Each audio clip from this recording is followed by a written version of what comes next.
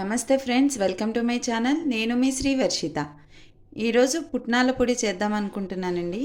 ఇడ్లీకి, దోశకి చాలా బాగుంటుంది. అయితే ఇంగ్రీడియంట్స్ చూసేయండి. ఒక 10-15 ఎండుమిర్చి, 4 టేబుల్ స్పూన్స్ నువ్వులు, అలాగే 4 టేబుల్ స్పూన్స్ మినపప్పు, 4 టేబుల్ స్పూన్స్ పచ్చిశనగపప్పు, 4 రెబ్బలు వెల్లుల్లి, 2 రెబ్బలు చింతపండు, 4 టేబుల్ స్పూన్స్ ధనియాలు, 1 కప్పు పుట్నాలు. నేను 4-5 రెబ్బలు కరివేపాకు తీసుకున్నాను. అయితే నేను కరివేపాకు ఎక్కువే తీసుకుంటాను, ఎందుకంటే పిల్లలు కూరల్లో నుంచి తీసి పడేస్తారు కాబట్టి మనం ఇలాంటి పొళ్ళలో వేసి కరివేపాకు చేస్తే చాలా బాగుంటుంది. దాంట్లో మిక్స్ అయిపోతుంది కాబట్టి వాళ్ళు తినేస్తారు, హెల్దీగా కూడా ఉంటుందండి. ఓకేనా ఫ్రెండ్స్, ఇంకా వీడియోలోకి వెళ్ళిపోదాం. చూడండి, 4 టేబుల్ స్పూను నూనె వేసుకుంటున్నాను. వేయకుండా కూడా ఫ్రై చేసుకోవచ్చండి, నేనైతే కొంచెం వేస్తున్నాను.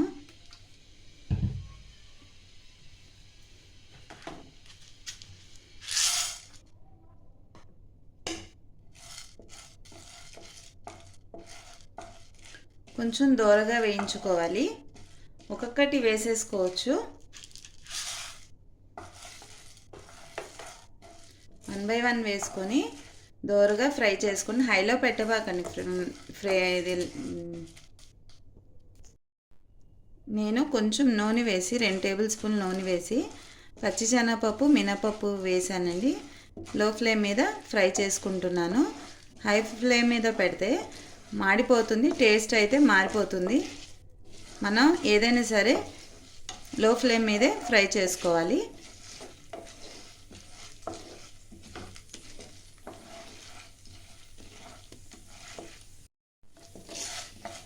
చూడండి, వేగిపోయినాయి.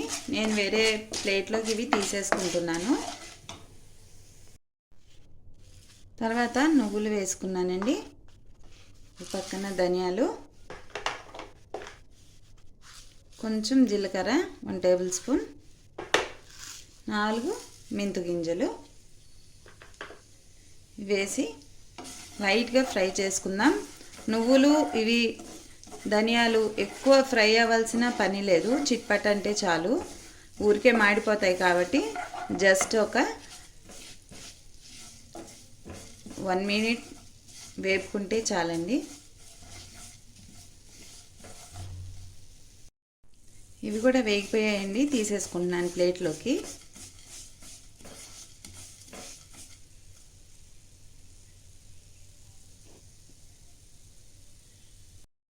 ఇప్పుడు ఎండుమిర్చి వేసుకుంటున్నాను. ఇవి దోరగా ఫ్రై చేసుకోవాలి. మీరు ఎక్కువ కారం ఇష్టపడే వాళ్ళైతే ఇంకొక 4 ఎక్కువ వేసుకోండి. ఈ మిర్చి చాలా కారంగా ఉందండి, నేను అందుకే ఒక 10-15 లోపే తీసుకున్నాను.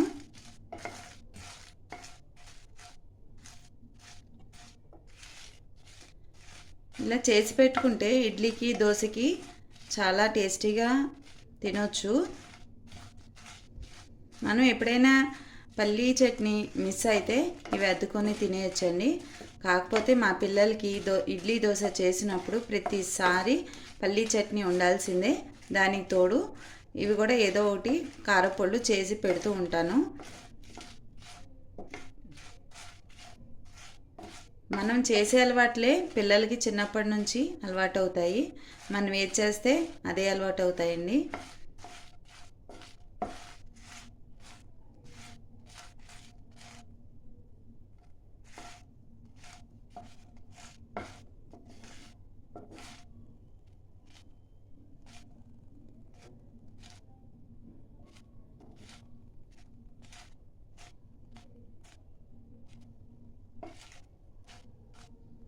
ఈ రోజుల్లో పిల్లలకి మంచి చెడు ప్రతిదీ చెప్పాలండి. మనం ఓపికగా, సహనంగా ప్రతి విషయాన్ని వాళ్ళకి ఎక్స్ప్లెయిన్ చేసి చెప్పాల్సిందే. ఇదివరకటి రోజుల్లో అంటే మన అమ్మ నాన్న మనకి కొన్ని చెప్పినా కొన్ని అర్థం చేసుకుంటూ అల్లుకుంటూ పోయేవాళ్ళం. ఈ రోజులు అలా లేదు, ఈ జనరేషన్ అలా లేదు. ఇప్పుడు కానీ నెక్స్ట్ జనరేషన్ కానీ వీళ్ళకి ప్రతిదీ చెప్పాల్సి వస్తుంది. ప్రతి విషయం నేర్పించాలండి మనమే. ఓకే, ఈ ఫ్రై అయిపోయినాయి, నేను తీసేసుకుంటున్నాను. లాస్ట్ కరివేపాకు వేస్తున్నాను.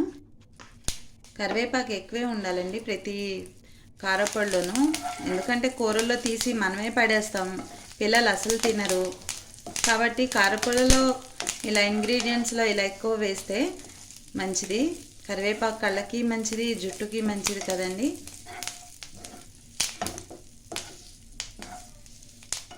పిల్లలకి డైరెక్ట్గా కొన్ని పెడితే తినరు, ఇలా ఇండైరెక్ట్గా చేసి పెట్టాలి. అప్పుడే వాళ్ళకి హెల్దీగా మనం కొంచెమైనా ఉంచగలము. ఎందుకంటే ఇప్పుడు అన్నీ ఫ్యాన్సీ ఐటమ్స్ అంటే కుర్కురే ప్యాకెట్స్, లేసు, ఈ జంక్ ఫుడ్స్ తింటున్నారు కదా బయట. ఎంత చెప్పినా వినట్లేదండి పిల్లలు.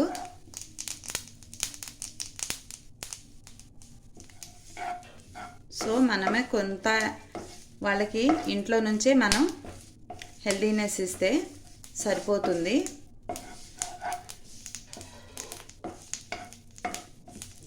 ఇవి క్రిస్పీగా అవ్వాలండి. క్రిస్పీగా అయిన తర్వాత తీసేసుకుందాము.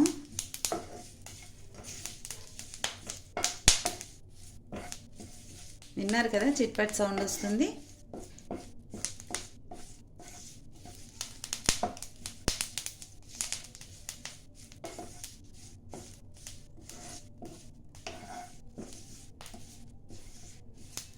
మ్యాక్సిమం ఇంట్లో చేసే ఫుడ్డే పెట్టేటట్టే ప్రతి ఒక్కళ్ళు ట్రై చేయాలండి.